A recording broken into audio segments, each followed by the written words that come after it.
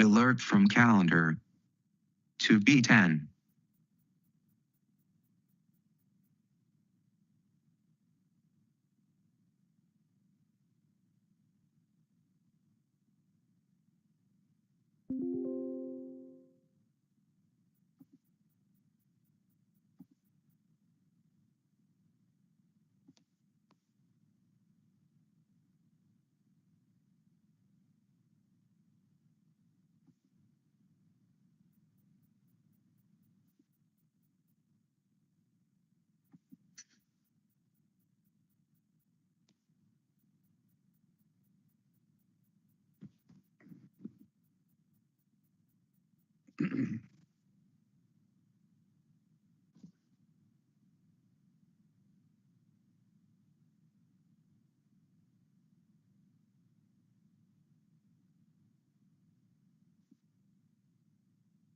Okay, afternoon, everyone. I think we're ready to get started here.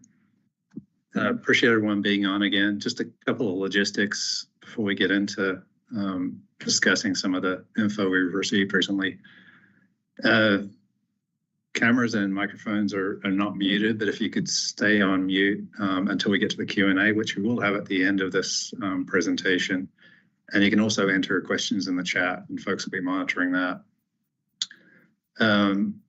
Also, a heads up, we've had some questions about when these reports will be posted online, and we're still not in possession of the final reports, but we're pushing to have those available to you all before we meet up at the end of August. So hopefully in that last week of August, we'll get them posted online. Contractors are still working on those, pretty tight timeline, but we're hopeful we can get them by then. The information you're going to hear today, we've only received in the last couple of days, so we're still digesting it too. But I think we're going to dive in this together and kind of see what they're sending our way. So a little bit of background about why we're here. I think for folks that perhaps haven't joined us before, we're taking a real hard look at the state hatchery system in particular in Oregon. We're also taking a look at the federal system, but that's not really part of the scope of what we're talking about today. And the reason we're doing that is threefold. We've kind of reached this tipping point where rising costs in the system, impacts of climate change on temperatures, flows, and fish survival itself, and then also some of the deferred maintenance, given that these facilities were built between 50 and 100 years ago, is really catching up with us. Given that, we want to take a look at the system, ask a lot of questions, and then kind of ask the question, what makes sense going forward that's going to produce a sustainable hatchery system, one that we can be proud of and one that can meet all of our needs. So today we're going to hear, actually before we get there, I'm just going to go ahead and talk about what information we've been collecting. So through a budget note that was included in the agency's budget last session, 2023, there was some funding provided to work with third parties to collect information on the economics. So looking at the financial sustainability, costs and benefits, and some of the funding models. That's one of the things we're going to hear about today. We also had some contracts to look at climate vulnerability. So both looking at the hatchery infrastructure itself, the programs themselves, the ongoing need for those programs, and how the impacts of climate change can be mitigated. So some of that we'll be hearing about today. A lot of it we'll be hearing about next week. And then the third thing was documenting the current state of deferred maintenance needs at all these facilities. Again, that's something we'll be hearing about next week.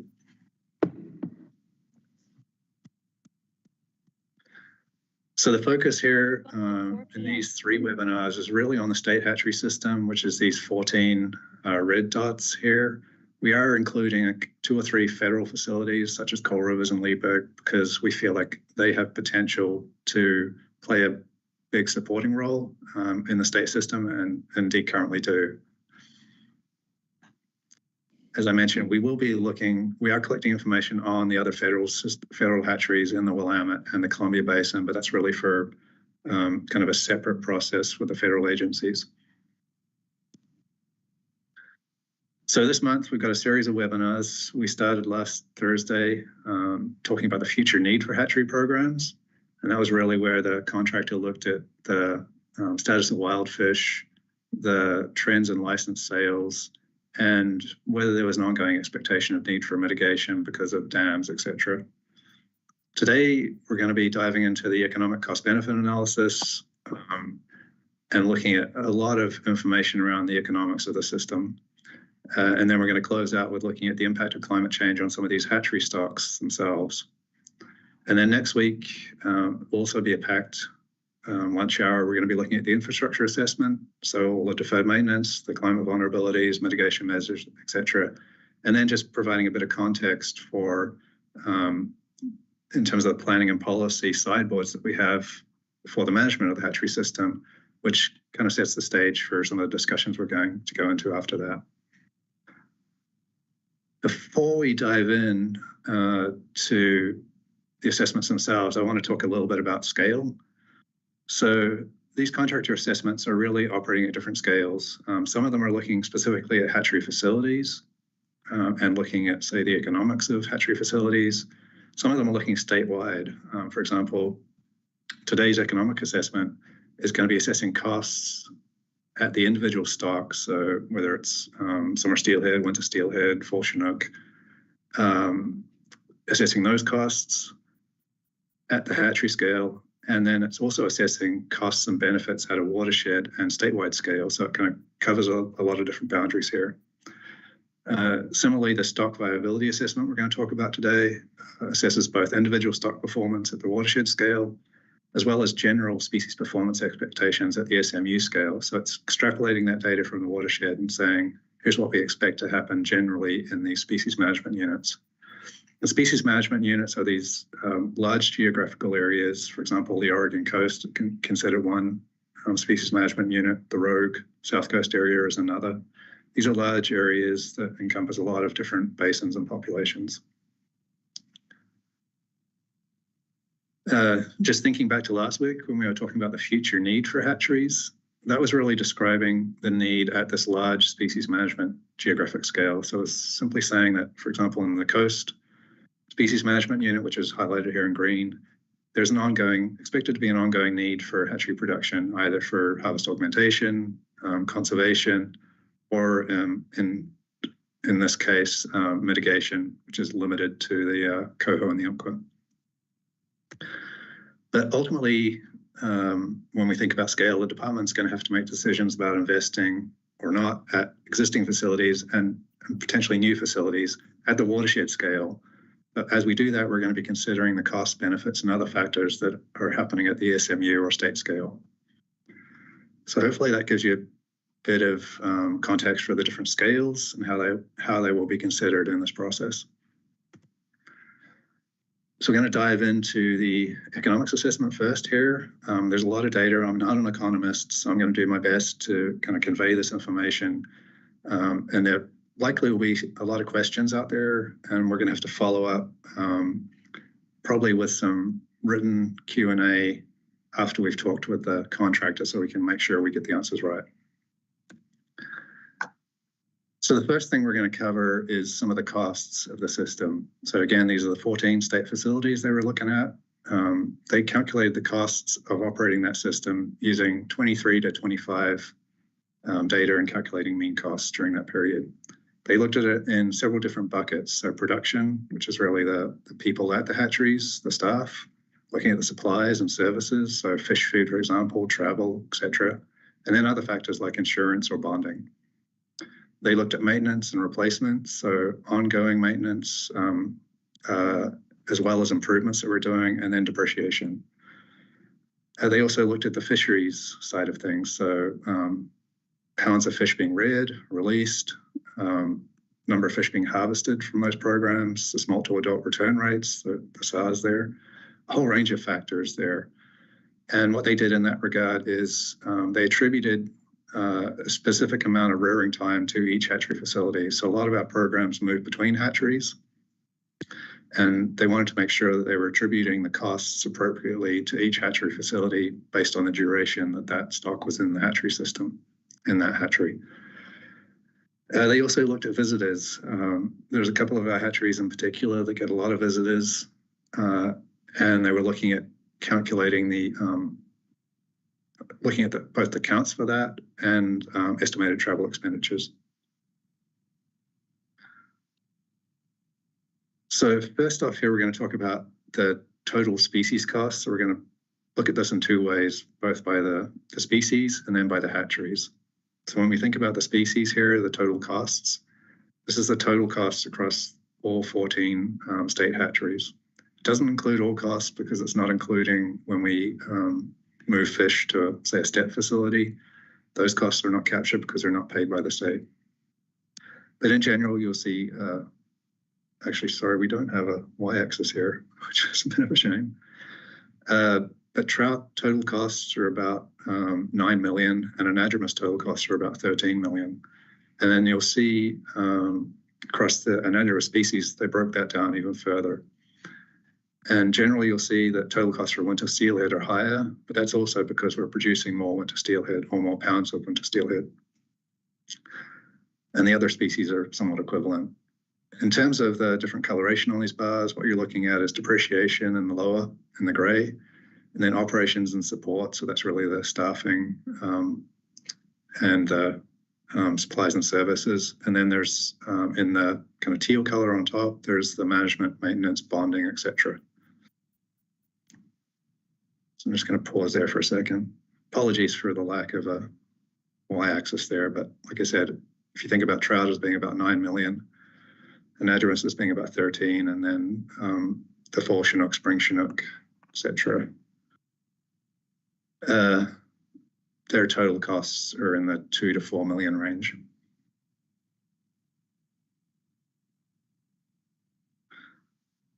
So then we're going to look at what the cost per adult harvested is. So there's the costs, total cost for the program, and then breaking it down by what the cost per adult coming back to the harvest is.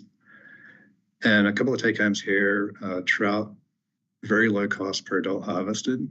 And a lot of that is explained by the differences in survival. So trout is under $5 or around $5 per adult harvested, whereas anadromous fish are up around $200 cost per adult harvested. Again, that's survival rates, catch rates that differ between both trout and salmon steelhead, and also between the different salmon steelhead, so fall chinook, spring chinook, etc. They all have different catch rates, different behaviors, different accessibility, and then different survival rates. So a couple of things to take home here. Again, trout being some of the cheaper fish per adult harvested, and then spring chinook, fall chinook, and summer steelhead being some of the more expensive fish to produce per adult harvested.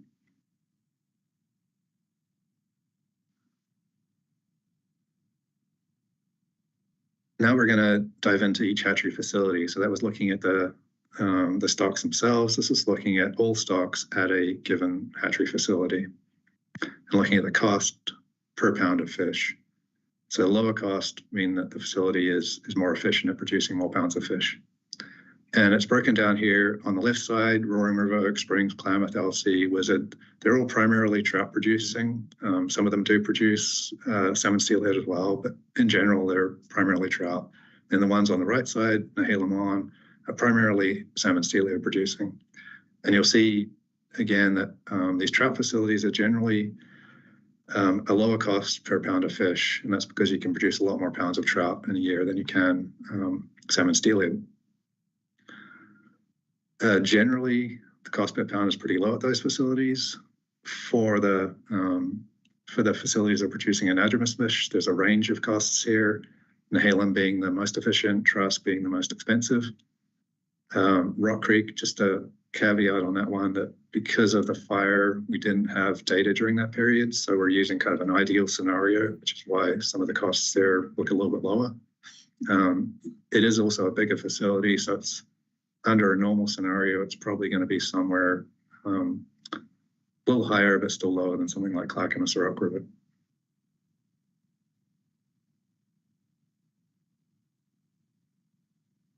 So that's the cost side of things. Now we're going to look at the economic impact and the cost benefit side of things. And these are a couple of concepts that have been difficult for me to wrap my head around as a non-economist, and they may be for you as well. So we're going to, following this webinar, we're going to put some materials on our website that help explain the differences between these two measures of economic impact. but we also encourage you to ask questions, and we'll do our best to work with economists to answer them. So on the economic impact side, that's really measuring the financial activity associated with the fisheries themselves and visits to hatcheries. So how much dollars are exchanging hands. On the cost benefit side, that's a much more expansive view of the benefits and the economic impact. The costs are the same as we previously talked about in these prior graphs, but then not all the benefits and costs are captured in this analysis too. So there's a lot of things like the value of just having fish, hatchery fish or wild fish on the landscape is not captured. Some of the environmental justice values are not captured. So it's more expansive than the economic impact, but it's not, it doesn't capture everything, I guess I'd say. So we're going to talk first about the economic impact assessment, and then we'll go into the cost benefit assessment. So in terms of calculating economic impact, what the economists did was look at this first round of spending. So here, the first bar, we've got $1 of initial spending. That dollar, part of that dollar goes into salaries, which is a labor income at the bottom, and part of it just goes into paying for operations at the facilities. Then in subsequent rounds of spending, that money, that dollar that was spent, gets spent elsewhere in the economy, either locally, which is in the kind of gold and gray colors at the bottom, or it goes out of the community, which is the blue piece at the top. And you might think of this as, say, you spend $1 at the gas station, 33 cents of that goes to staff salaries at the gas station. The 67 cents then goes on to be spent in these proportions kind of in the next round of spending. So 21 cents gets spent into the subsequent salary, 60 cents is respent locally, and 40 of it goes out of the community. So it might support a refinery in Texas or somewhere.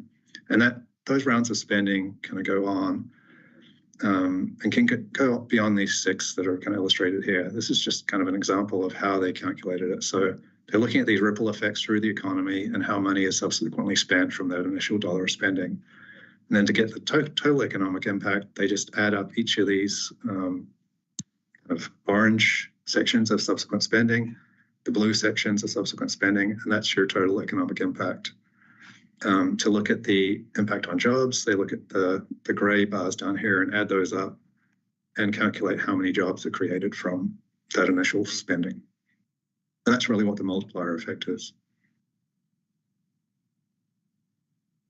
So each of these bars represent the money cycling through the local economy.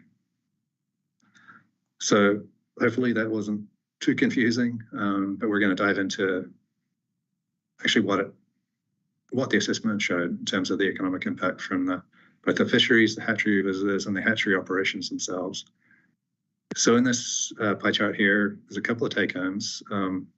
The total economic impact from the 14 state hatcheries to Oregon was 79 million.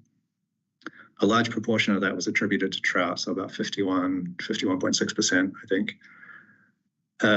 Hatchery visitors, surprisingly, contributed quite a lot to the economy, and that's because when people come and visit our hatcheries, they're spending money on gas, on food, hotels sometimes, and that money generates that spending generates quite a lot of value to the economy. Hatchery operations themselves also generate quite a lot of impact to the economy, both locally and statewide. And that's primarily through staff at these hatcheries spending their salaries in those communities and outside those communities, as well as the spending that the hatchery does on buying food, contracting with local electricians, etc. And then the salmon steelhead, I think we're going to dive into that a little bit next, but that was contributing, those fisheries were contributing about 17 million.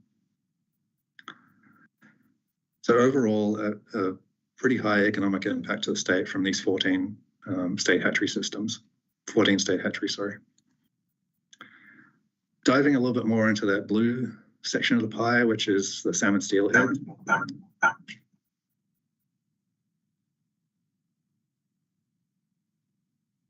couple of things to highlight here. One being that the total economic impact from salmon steelhead regionally was 17 million. The vast majority of that can be attributed to inland fisheries, so everything inside the jetties. The kind of orange and light blue slivers down at the bottom of that bar chart represent commercial and recreational ocean fisheries, but they really only accounted for a little bit over 1 million of that economic impact. Again, winter steelhead, winter steelhead, we're accounting for the highest proportion of that economic impact at about 38%. And then you can see coho, spring chinook, fall chinook, all kind of similar shares, and summer steelhead being the least. Part of that is because the summer steelhead, there's very few programs.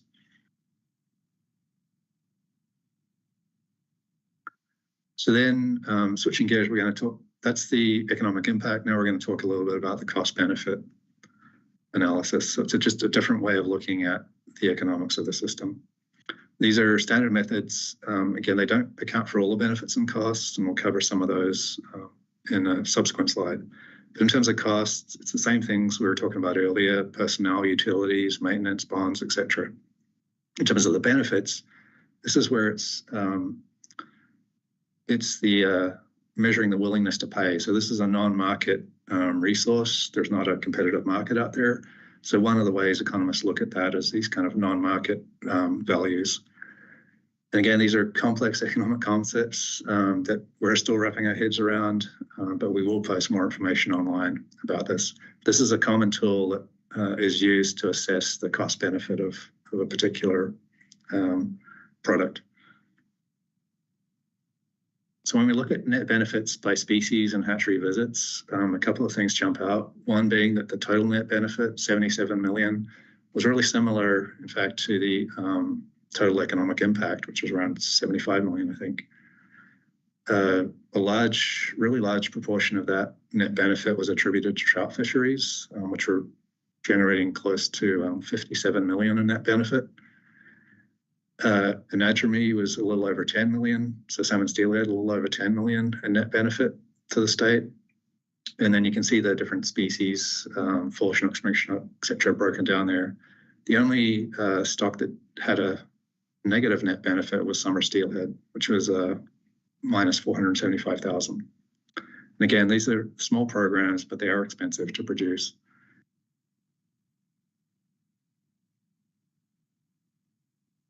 So when we look at shifting gears and looking at net benefit by hatchery, again, we've broken it down by the trout facilities on the left and the salmon steelhead facilities on the right. So no surprise given the prior data that when we look at the trout facilities, they're having a pretty significant economic benefit. Wizard Falls being one of the highest. Wizard Falls also happens to have about 80,000 visitors annually, and the economists estimated that generated about 4 million in economic benefit.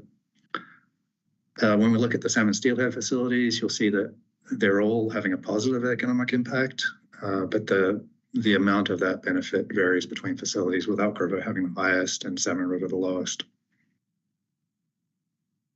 But important to note that none of them had a negative economic benefit. So similar to what we're seeing on the economic impact, there is considerable benefit to the state from the system.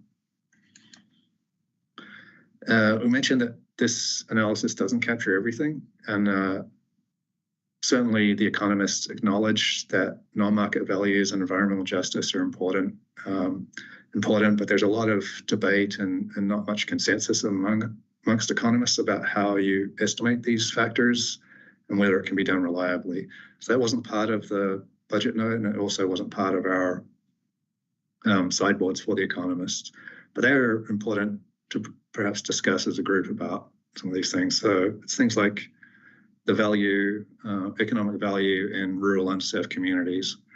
It's things like the value of having fish, hatchery or wild, on the landscape. These were not assessed, but they're also important as part of the discussion.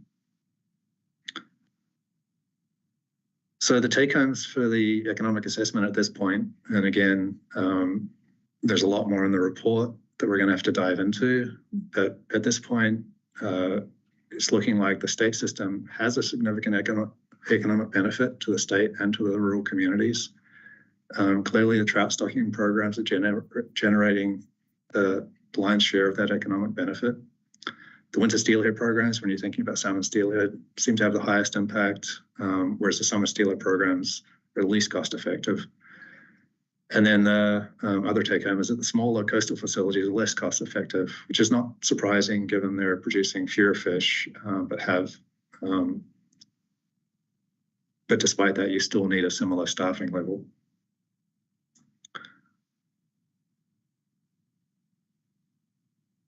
So now we're going to go into the second part of the webinar, which is really looking at the hatchery stock viability assessment. This was an assessment that was conducted by Oregon State University and NOAA Fisheries. The prior one was conducted by, the economics work was conducted by the research group out of Corvallis. So the goal here for us was to understand that we're seeing differences in performance between the different species, coho, full Chinook, spring Chinook, and also differences regionally. And we wanted to understand going forward, like, was there likely to be any trends in performance of those stocks given changes in freshwater in the ocean? And that'll help us inform whether we're likely to transition away from some stocks and towards other stocks so that we can continue to have programs that perform for the fisheries. So in terms of the programs that were assessed by this group, they selected a range of programs throughout the state, and several factors went into that. One of it being the quality of data available, and then the representation of the species and run types in different regions of the state. These stocks are all going to have different vulnerabilities to climate change because they have different freshwater residence times, different marine migration and rearing areas. And what we wanted to get a sense of here again is which one of these regionally is going to do well and which one may not do so well going forward so that we can plan for that.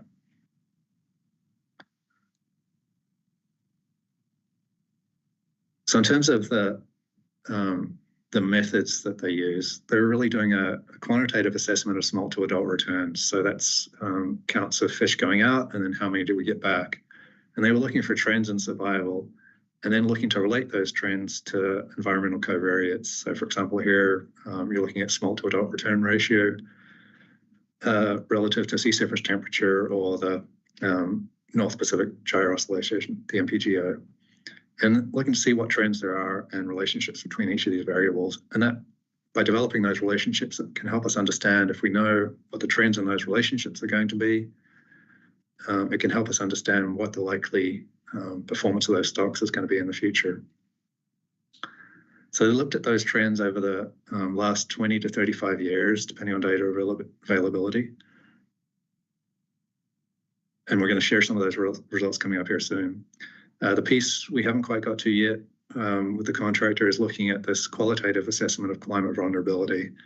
So the focus today is really going to be on what did their analysis show? What correlations are they seeing with some of these environmental covariates?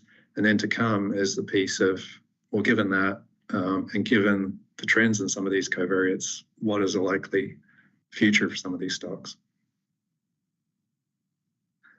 So some of the environmental variables they looked at will be familiar to you all, and you'll be hearing a lot about them recently. River flow during outmigration obviously plays a big role in making sure that fish get to the ocean in good health and in a timely manner. Sea surface temperatures are increasing generally, and we're finding that they tend to be correlated more and more with survival. Marine heat waves, there's been a lot of discussion about that recently. They tend to be increasing in intensity and duration. And then, no surprise, some of those large-scale climate drivers like the Pacific Decadal Oscillation or the MPGO were also considered. And then there was a whole other suite of factors that were considered as well. These are just some of the big ones. So we're going to go through each of the species and just kind of give you a flavor for what they're seeing in their analyses.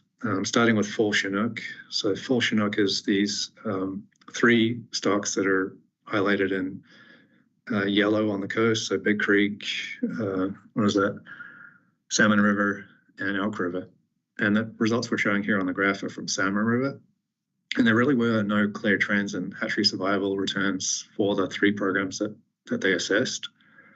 But they did find correlations between survival, small to adult survival, sea surface temperature, marine heat waves, and the MPGO. So again, just another indicator that these marine factors are really important in the survival for fall Chinook. When we look at spring Chinook, there was multiple programs assessed here. So out in the Lostine, Round Butte, Mackenzie, Rogue River, and Trask.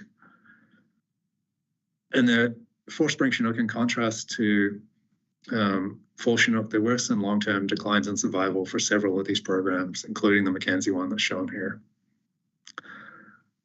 Similarly, as we saw for fall Chinook, a lot of those marine indicators were important correlates or predictors here. So sea surface temperature, marine heat waves, MPGO, but then also PDO for spring Chinook. For the rogue spring Chinook programs, just point out that marine heat waves tended to be less important. And part of that is likely because those fish are turning a different direction than the fish north of Cape Blanco. And marine heat waves have been less prevalent in that area relative to the kind of northeast Pacific.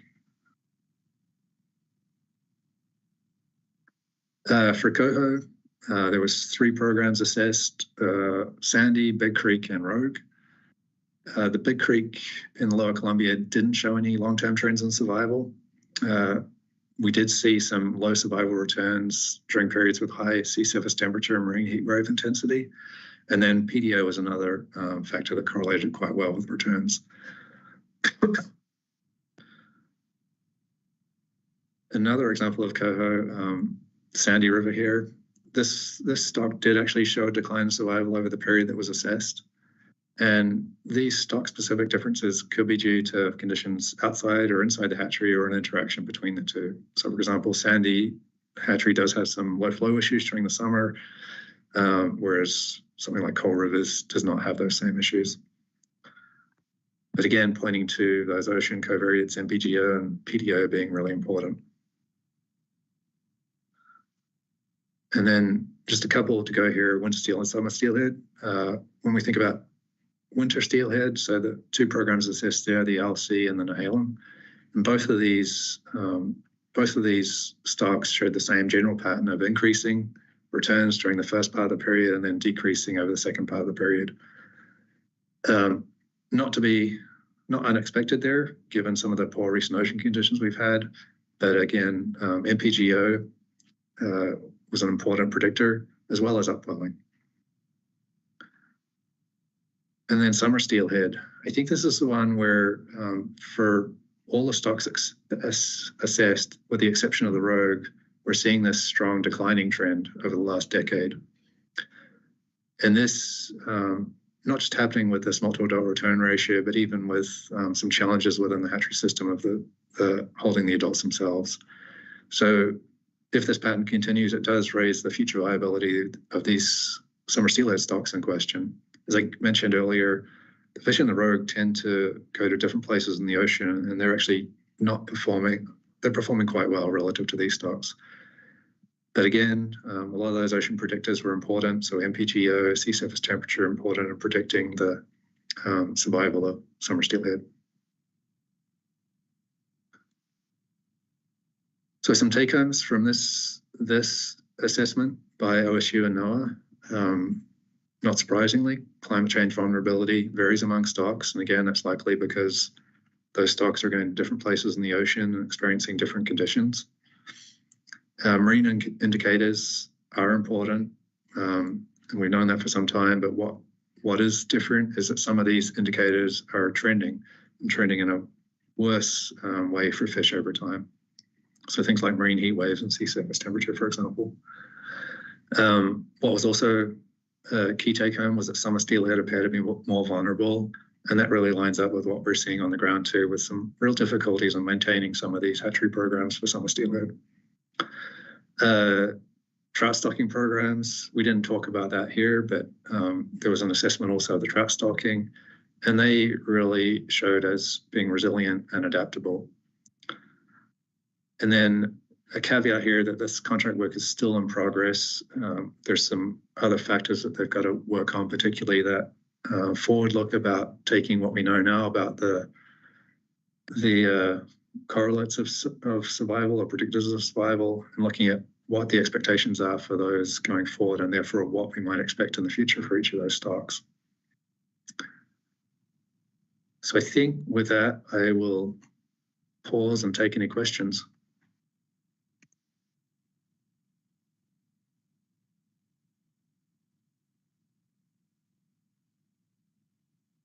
So there are a couple questions in the chat, Sean, that I can ask you. Okay. So William asks, there are many streams in Oregon, especially Eastern Oregon, which are not stocked and rely on natural reproduction. Has the economic benefit for trout removed these benefits from the total benefit? Has the economic benefit for trout removed these benefits from the total benefits shown? Yeah, I'm just trying to wrap my head around that.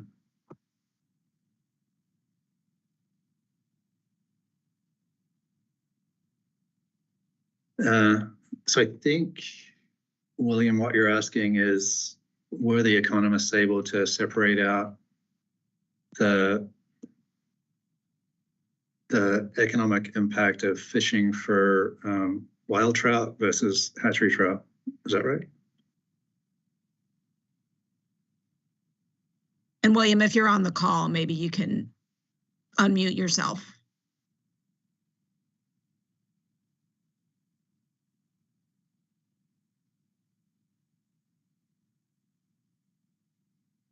Okay, well, I am pretty sure the answer to that, if that's the question, I'm pretty sure the answer to that is yes. But again, that's something we'll follow up with the economists on to double check.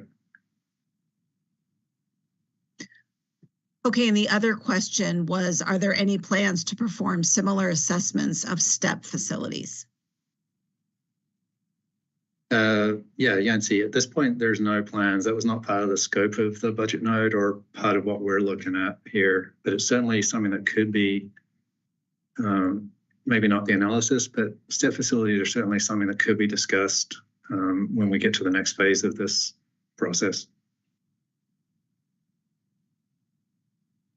Okay, and there's a question from Tim. What is the difference in SARs for the wild populations in the same watersheds?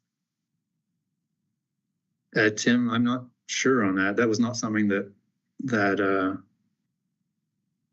OSU and NOAA assessed in this. We'd have to go back and kind of compare those SARs to what we have in some of our plans.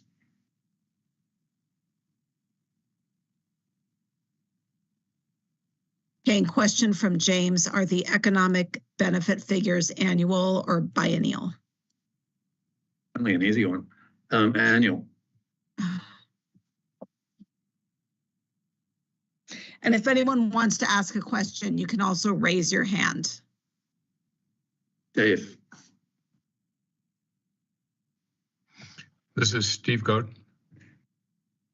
And okay, good. I'll go ahead. Okay, you can hear me now? Oops. Sean and Dave Grosjak here. My question has to do with when this process is finished, looking ahead, how is it going to be used for the future of these hatcheries? I mean, some of them we're going to put more money into, some of them we're going to close. Your kind of thoughts on the future of these state hatcheries and how, I mean, when this is finished, obviously there's going to be more money directed to certain hatcheries and less to other hatcheries. What are your thoughts on where that's going? Because it's going to be expensive. Yeah, thanks, Dave. And certainly it will be expensive to put in place a system that's sustainable and resilient. There's no getting around that. When you talk about the final project, I guess, is going to be an infrastructure blueprint, really, which is going to guide the department and how we go about investing in these facilities and or others.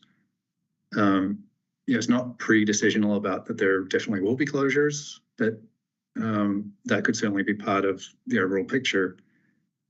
I think we've talked about previously, we're not looking to reduce our capacity to produce hatchery fish, but we are open to discussions about what that capacity looks like and where it's kind of situated.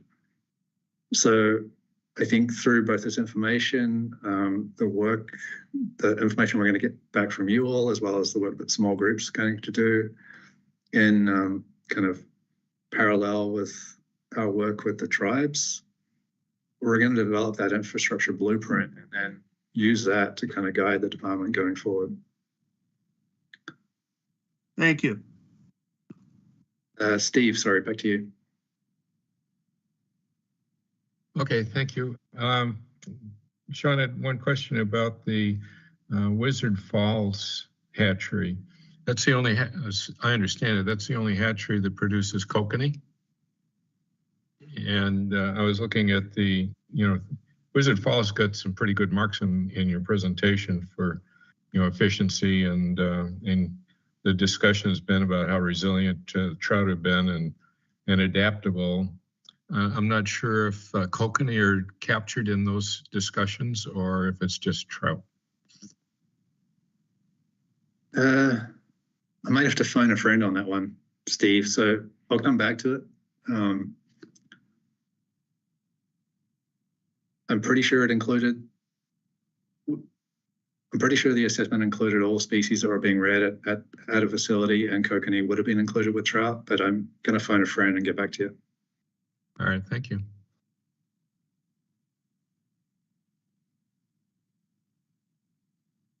And there's more of a comment in the chat from Dan. Consideration to lowering operating costs through volunteer support at state-run hatcheries. Yeah, I appreciate the thought, Dan. I think it's something we'll keep in mind. There are certainly challenges to operating in that manner. There's something to keep in mind.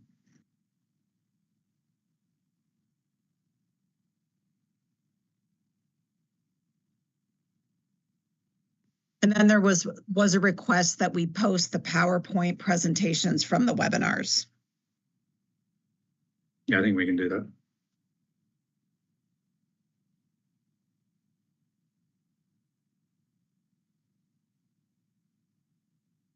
And that's it. Oh, actually, we have a hand raised. Yeah, Jennifer. Hey, thanks, Sean. Really interesting and looking forward to diving into this more and digesting it.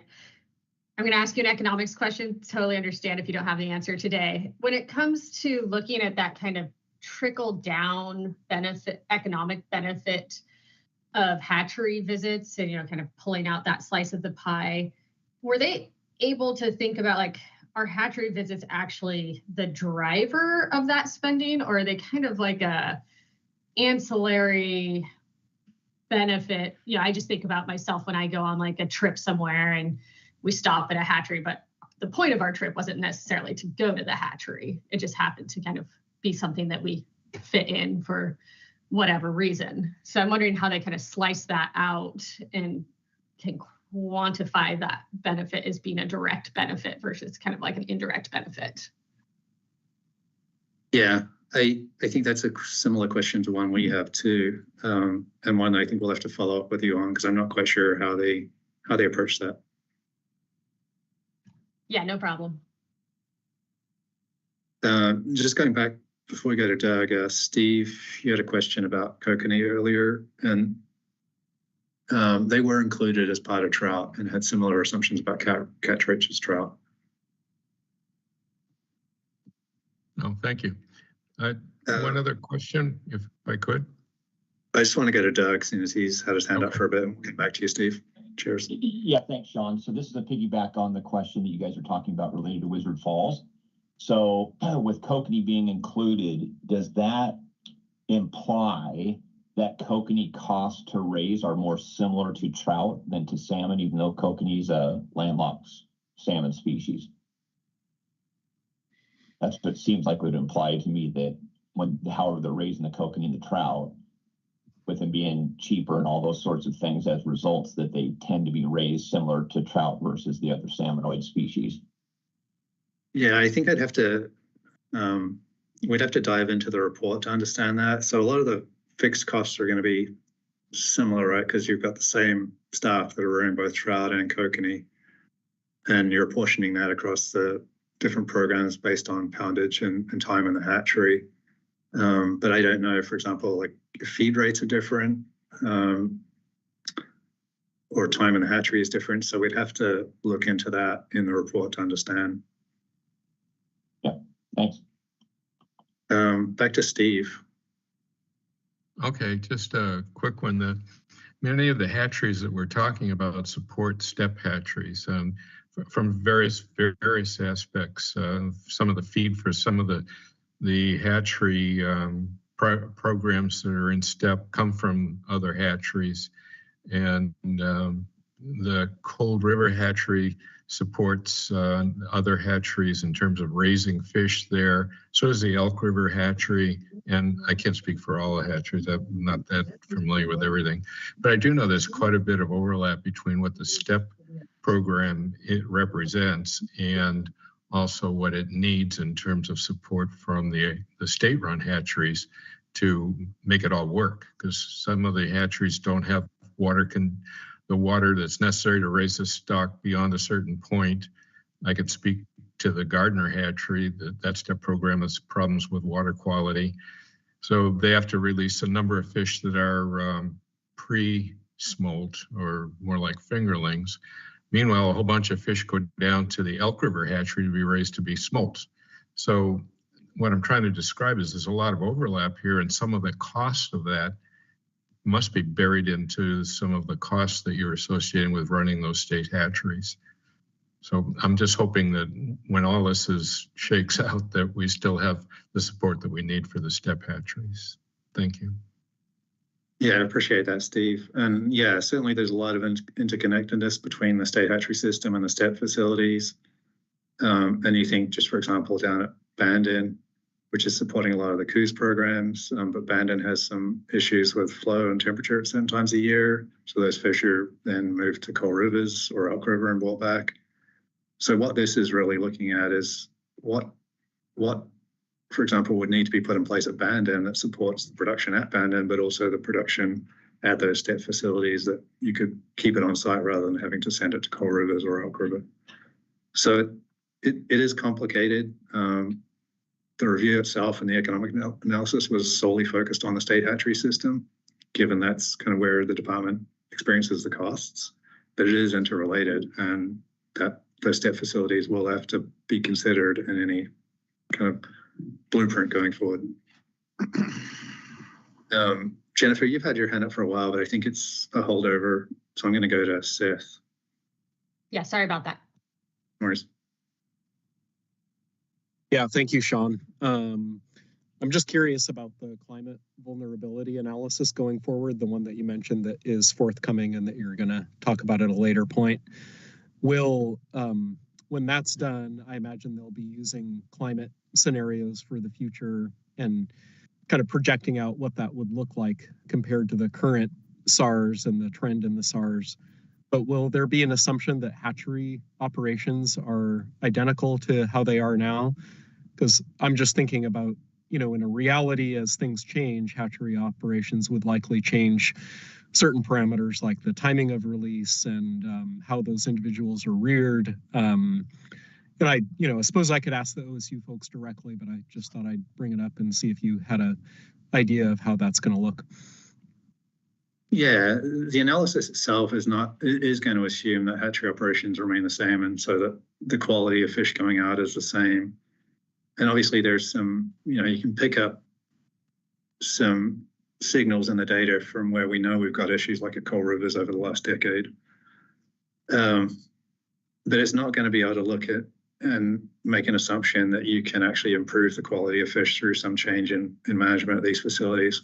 Almost certainly, if we are putting in place a resilient system that has cold, clean water and enough of it, you're going to have a better product going out. And so their survival should be higher. But that's not something they can really assess quantitatively in this. And I think it's something, as you're aware, we've talked about a need to pair this, look at the infrastructure with also some research to understand how we can produce a better hatchery fish that survives better given the conditions it's going into.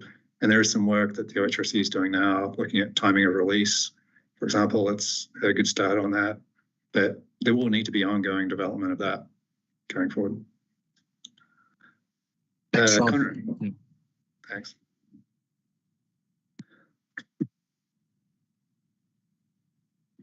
Sean, this is Conrad. Thanks for the presentation. I just wanted to dig into one thing with the anadromous marine fisheries and some questions on how the economics were calculated there, given, you know, for example, with fall Chinook, that a large majority of the harvest actually takes place out of state. Do you know and with the marine fisheries off the Oregon coast, many of those are, of course, fishing on California stocks and hatchery fish that are produced there. So do you know how that was untangled in this evaluation at all?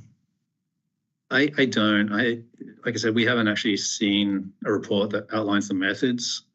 So I do know that this firm research group has done many economic assessments of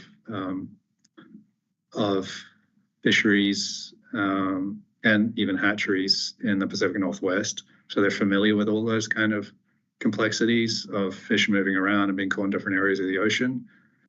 So my assumption is that all that was captured, but we're going to have to confirm that when we do get the final report. And just as a quick follow-up, do you know if it can be possible to estimate how Oregon's hatchery investments are actually leaving the state and not being realized by the citizens of Oregon? It's a good question, and I'm not sure. I think we'll capture that in the Q&A and get back to you online about that one. Appreciate it. Thanks.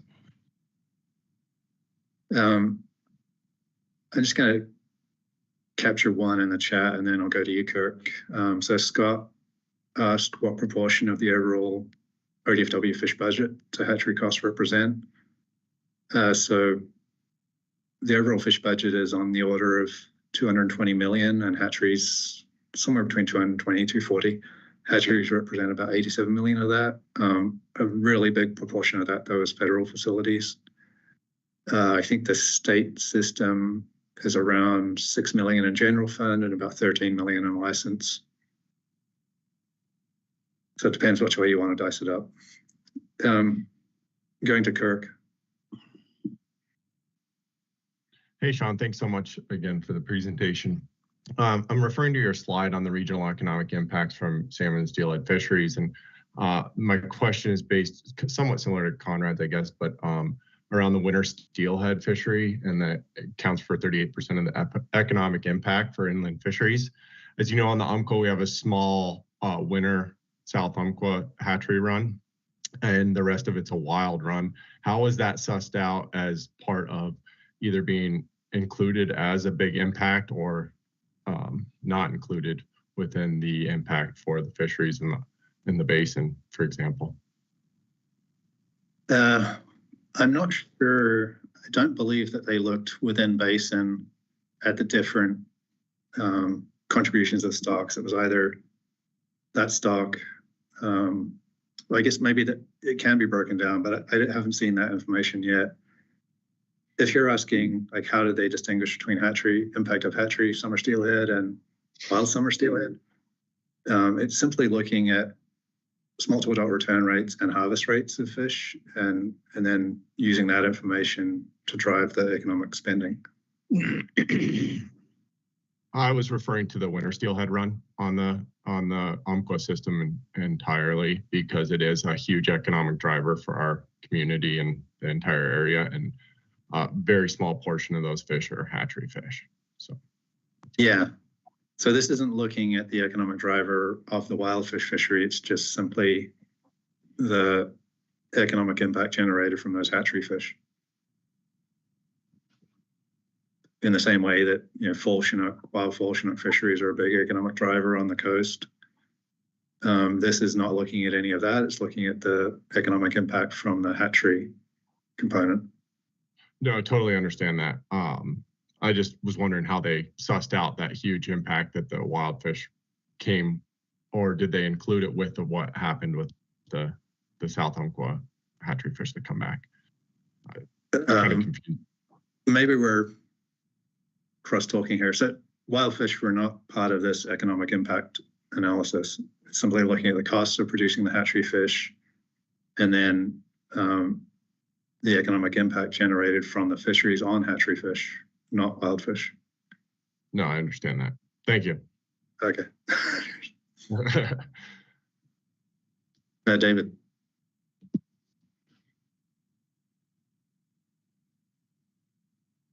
Can you hear me all right, Sean? Yeah. Great. In this economic report, did the consultants calculate ODFW's management costs in setting fisheries, whether they're, these are fisheries for Chinook or coho or steelhead. Your biologists get together, you guys have plans, you work at PFMC, you've got a whole bunch of forums, north of Falcon, for instance. With all those planning and management activities, is that staff time calculated as part of this analysis? Some yes, some no, and I don't have all the details of which staff were included. But keep in mind, a lot of what you just mentioned is also Columbia River fisheries, some of those IJ fisheries, which are not part of, the state system doesn't contribute to those, so it wouldn't be captured. But certainly elsewhere in the state, there are some of those similar activities. So just a quick follow-up, is that, so the fisheries are, there's facilities that are in different zones, and some of those fisheries, you're talking about if a hatchery is funded by other than state funds, then that was not analyzed. Is that correct? Yeah, this is just looking at the 14 state facilities.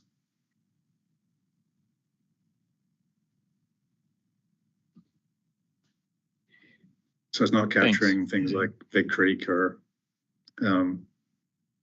Bonneville or any of those kind of facilities or any of the ones on the Willamette.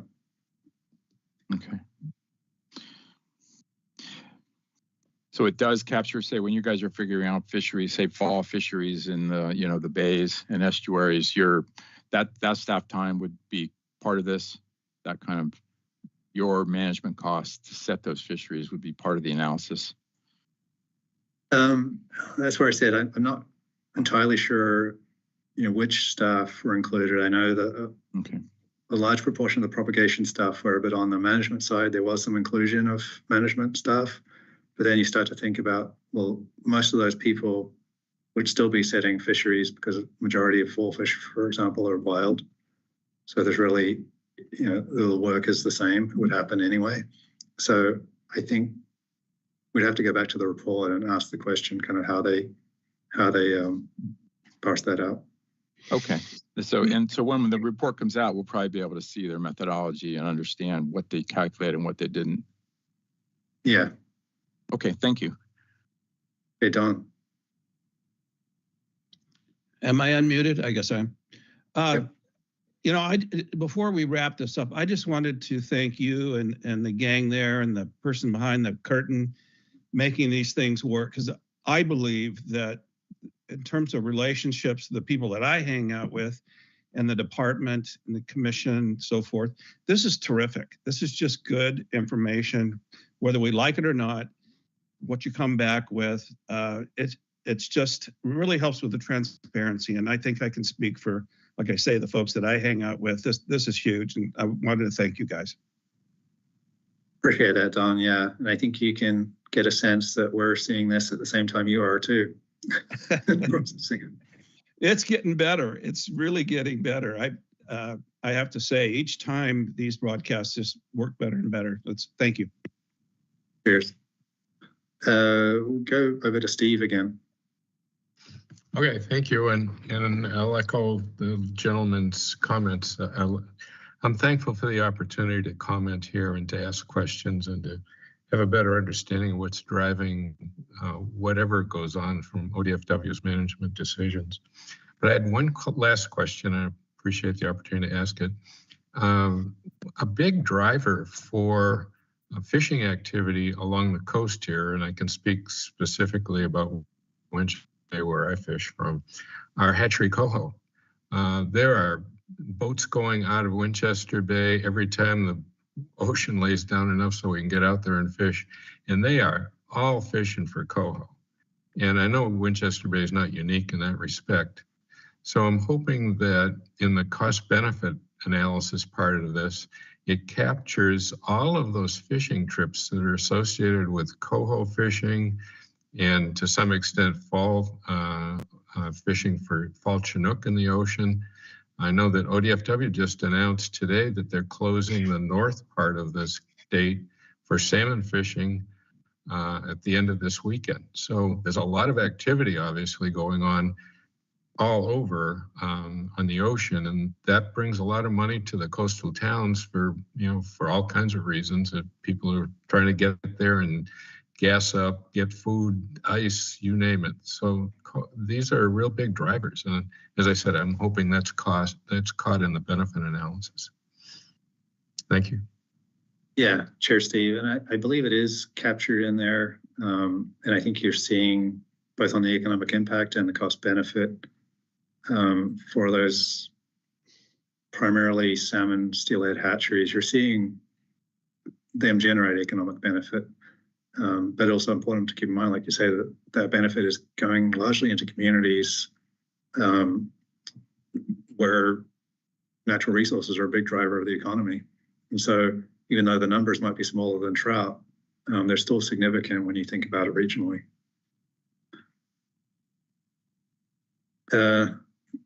So we've got Kirk, Don, and Steve still got your hands up. I'm not sure if that's new or old. Yeah, thanks.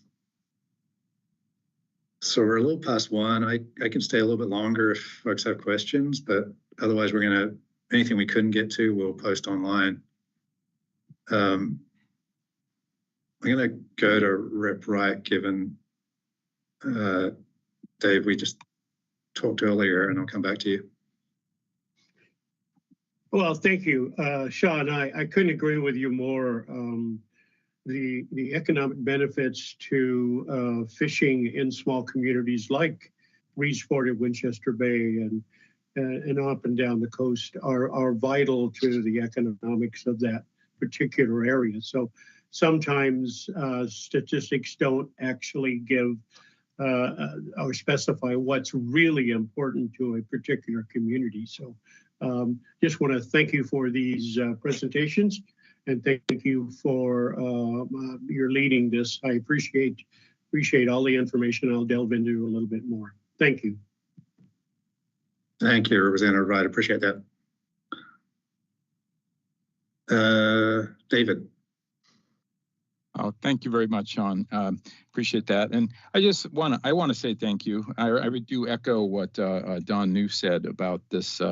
This is a really valuable process.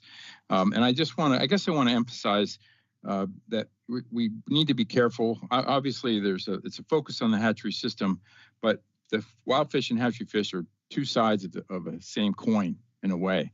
And now we're looking really intensely at this at one side of the coin with hatcheries, but a lot of the things that these ocean, fisheries for hatchery fish are often dependent upon the health of the wild fish in the same basin. And out in the ocean. I mean, that's the driving factor, particularly where you have ESA listed fish.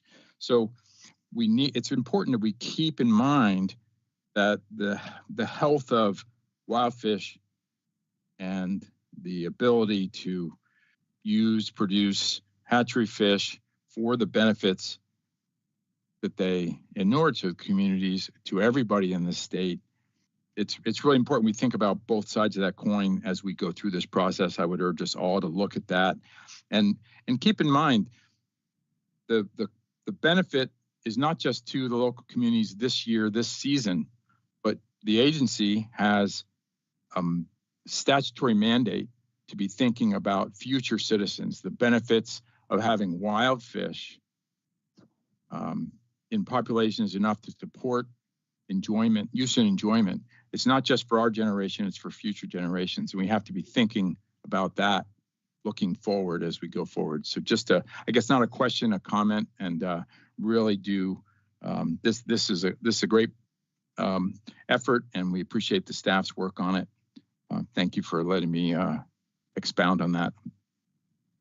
Thanks, David. Yeah, and I think, I've had a lot of conversations with a lot of people on this call over the years, and everyone I've talked to acknowledges the importance of those wild fish. And you're right that our ability to access hatchery fish even is dependent on the health of those populations, because we're in these situations where if those fish are not doing well, then you have to manage the incidental impacts on them. So I think there's a common kind of understanding of that.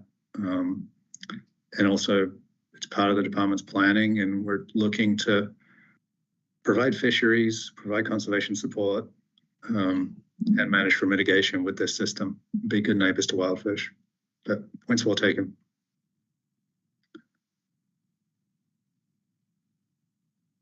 Okay, I think we might wrap up. We'll have another one of these next week, Thursday.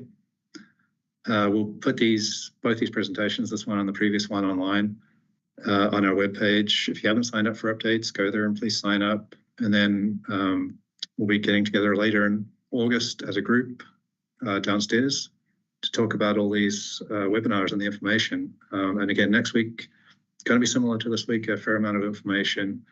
I know it's going to take some time to digest, but we will make everything available, and we will be available for Q&A again too. So hope you all have a great weekend here coming up, and catch you next week. Cheers. Thank you.